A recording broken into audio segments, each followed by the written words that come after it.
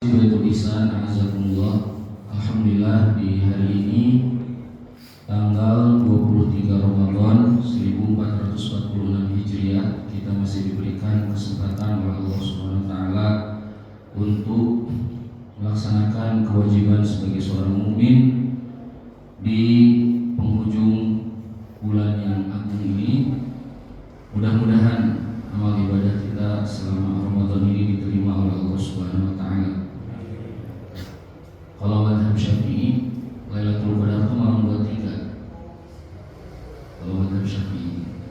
Tapi jumhur mengatakan Lailatul Qadar itu berpindah-pindah setiap tahun berdasarkan banyaknya hadis yang dijelaskan oleh Nabi berbeda-beda tanggal. Baik. Punten kalau suaranya ini tinggal sisa-sisa. Barusan dari Masjid Al-Murabi kami ada iktikaf tiap tahun di Al-Murabi. Tadi malam jamaahnya yang hadir 500 orang yang ikutan iktikaf. Alhamdulillah masih banyak kaum muslimin yang bersemangat di penghujung Ramadan. Pagi ini kita akan bahas beberapa permasalahan fikih yang Bapak-bapak insyaallah akan melaluinya sebentar lagi. Pertama tentang hukum dalam safar, yang kedua tentang zakat fitrah. Saya akan mulai dulu hukum dalam safar. Pertama, ingin saya jelaskan bahwa dalam safar, di dalam hukum fikih ada hukum khusus. Karena safar itu disebutkan dalam riwayat yang sahih nisful adzab, setengah siksaan. Kalau safar itu capek. Nah, saya akan jelaskan dulu jenis-jenis tempat atau jenis-jenis manusia. Ada 3. Yang pertama, darul istiqonah, negeri tempat mustautin. Mustautin itu orang yang tinggal di sebuah tempat, anaknya di situ, kemudian istrinya di situ, keluarganya di situ, dia tidak akan kemana-mana lagi. Seperti misalnya bapak-bapak yang tinggal di Puri Dagomas, seperti misalnya Pak Ustadz Asep Muangali apa ya? Pak Ustadz Asep mustautin di sini. Saya dengar juga ada yang di sini karena kerja. Nah, kalau karena kerja dan akan balik lagi ke kampung halaman, maka tidak disebut mustautin, disebutnya mukim. Nah, yang kedua disebutnya darul iqomah. Darul iqomah itu sebuah tempat di mana ada orang tinggal di situ lebih dari 4 hari, udah sampai tahunan dan terus, tapi dia akan kembali lagi ke kampung halaman. Yang ketiga, ada orang yang berada di sebuah tempat yang dia tidak menetap, dia berpindah-pindah. Nah, disebutnya darus safar. Nah, berarti ada musafir, ada mukim, ada mustautin.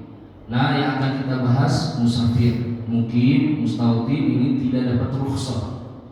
Tidak dapat rukhsah dalam urusan yang ada kaitannya dengan musafir. Adapun musafir, di antara rukhsah yang dibolehkan bagi mereka yang safar, yang pertama adalah dibolehkannya tidak saum ketika sedang safar. Kapan seseorang boleh tidak saum sedang safar? Apabila memenuhi syarat. 1.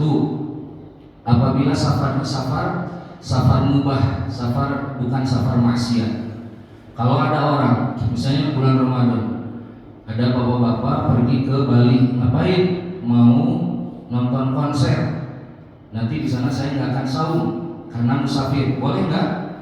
Nggak boleh, karena safarnya bukan safar mubah. Atau nonton bola mubah nggak? Ustaz? Bahroin sebentar lagi di GBK.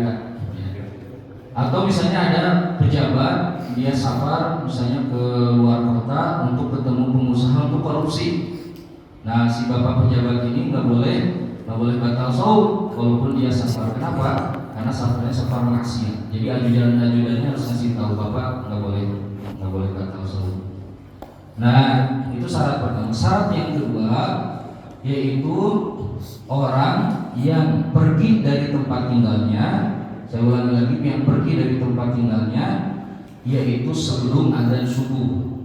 Kalau setelah adzan subuh di hari itu dia wajib menghatamkan saum. Sekarang ada orang mau mudik ke Jawa, berangkat dari Puri Dagomas jam 3 subuh. Waktu berangkat dari Puri Dagomas, keluar dari komplek ini jam 3 subuh, masuk tol, misalnya masuk tol Buah Batu, dan kemudian keluar dari kota Bandung dalam keadaan sahur atau tidak sahur?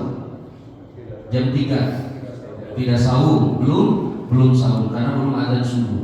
Nah, dia keluar dari negerinya, dari kotanya maksudnya, dia dalam keadaan tidak sahur. Nanti sampai Cirebon, dia istirahat di rest area, makan, boleh nggak? Boleh, karena dia keluar dari kotanya dalam keadaan belum sahur. Tapi kalau berangkat dari kotanya sudah dalam keadaan sahur, maka di hari itu wajib diselesaikan dulu. Besok baru boleh membatalkan. Ini tidak ada khilafiyah semua mazhab. Malikiyah, Hanafiyah, Syafi'iyah dan Hanabilah. Contoh, ada bapak-bapak mau mudik naik kereta mau ke Malang. Jam kereta Malabar jam berapa? Jam 8. Ya, jam 6. Nah, jam 8 ada nggak? Pagi lah, jam 8 misalnya berangkat dari stasiun Bandung. Waktu berangkat dari stasiun Bandung, dia dalam keadaan sahur atau tidak, Pak?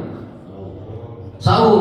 Dia nggak boleh batalkan walaupun tiket ada di tangan. Saya kan mau berangkat nanti jam 8. Saya akan sahur.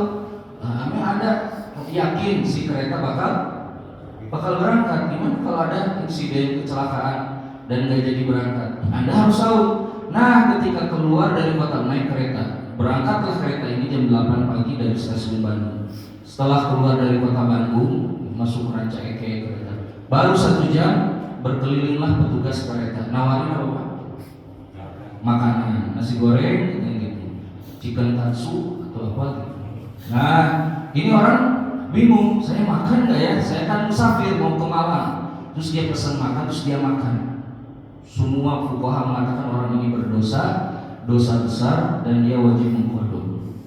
Kenapa? Karena di hari itu dia nggak boleh batal. Besok Anda boleh nggak sahur, tapi yang hari ini Anda harus selesaikan. Ya. Atau seperti misalnya keluar dari kota Bandung, ini yang banyak keliru jamaah umroh. Kalau di Ramadan saya sering lihat pesawat berangkat misalnya dari Bandung jam 8 atau jam 7. Atau misalnya orang Bogor, orang Bekasi ke bandara, terbang pesawat jam 1, terbang jam 1 siang. Setelah take off 1 jam, pramugari datang nawarin makanan. Terus pada bingung jamaah, makan aja deh, kita kan musafir. Nggak boleh, Anda hari ini harus khatamkan dulu sahurnya. Besok Anda boleh nggak sahur. Nah, banyak jamaah yang makan di pesawat. Padahal kalau kita tanya, oh saya dari Jakarta, saya dari Bogor, saya dari Bekasi, tadi berangkat jam 8, jam 9, nggak boleh, Anda nggak boleh batal sahur. Kecuali mereka misalnya berangkat dari Bandung, dari Malang, nginep di bandara, di hotel bandara, besoknya baru terbang. Nah, dia waktu ada di bandara itu sudah dalam keadaan musafir. Nah, boleh di hari itu dia tidak sahur. Nah, ini banyak yang keliru. Kaidahnya begini. Apabila seseorang sudah masuk ke dalam amalan wajib, maka haram membatalkan amalan itu kecuali darurat. Saya ulangi lagi, apabila kita masuk ke dalam sebuah amalan wajib, haram dibatalkan kecuali darurat. Lagi sholat isya, tiba-tiba ada gempa, boleh nggak keluar? Boleh. Ini dibolehkan. Kenapa? Darurat. Tapi kalau bapak ibu, misalnya ibu, istri bapak ya, lagi sholat isya, sama bapak dipanggil, Bu, bikinin kopi. Darurat nggak kopi itu? Ya, bisa nunggu nggak? Nah, kalau ibunya membatalkan sholat, maka dia berdosa, tidak boleh dibatalkan. Ini sepakat semua fuqaha. Yang ada khilafiyah kalau amalannya amal sunnah. Misalnya lagi sholat sunnah, suaminya manggil, Bu, bikinin teh. Nah, kalau Hanafi dan Maliki mengatakan nggak boleh dibatalkan. Kalau Syafi'i dan Hambali mengatakan afdolnya dilanjutkan. Tapi kalau mau diberhentikan tidak berdosa. Ini menurut Syafi'i, Hambali. Kalau amal itu amal sunnah. Nah, jadi syarat seseorang boleh buka di dalam safar yaitu adalah dia pergi dari desanya atau dari negerinya atau dari kotanya, yaitu sebelum azan subuh. Adapun besok Anda sudah di Jogja, sudah di Malang, besok nggak akan sahur, ya bebas karena Anda sudah jadi musafir. Nah, kemudian yang ketiga, orang yang safarnya safar jauh. Di dalam ilmu fikih disebutnya dua perjalanan. Dalam riwayat disebutnya rihlatan, dua perjalanan. Satu perjalanan itu dihitungnya di zaman dulu perjalanan unta dari pagi sampai sore. Jadi dua perjalanan itu berarti 2 hari unta berjalan. Itu dikonversikan ke dalam kilometer, sekarang kurang lebih 83 kilometer minimal. Ini pendapat siapa? 4 mazhab. Pendapat Hanafi, Maliki, Syafi'i, dan Hambali.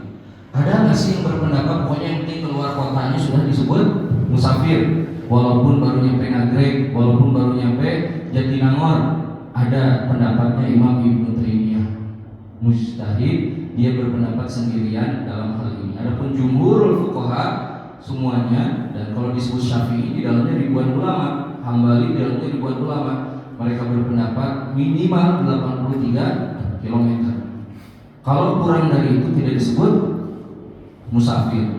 Lewat dari itu disebut musafir. Nah, ini yang pertama, rukhsah dalam safar. Yang kedua, ada namanya qashar sholat. Qashar itu meringkas sholat duhur jadi 2 rakaat, asar 2 rakaat, isya jadi 2 rakaat. Qashar ini dibolehkan bagi musafir apabila memenuhi beberapa syarat. Satu, safarnya safar mubah kayak tadi, bukan safar maksiat. Kalau safar maksiat nggak boleh. Safar itu Pak, ada safar wajib, ada safar sunnah, ada safar maksiat haram, ada safar mubah. Safar wajib itu kayak apa? Safar Bapak kalau berangkat haji, sebutnya safar wajib. Ada safar sunnah seperti silaturahim, ini mudik mau ketemu keluarga, ini sebutnya safar sunnah. Ada namanya safar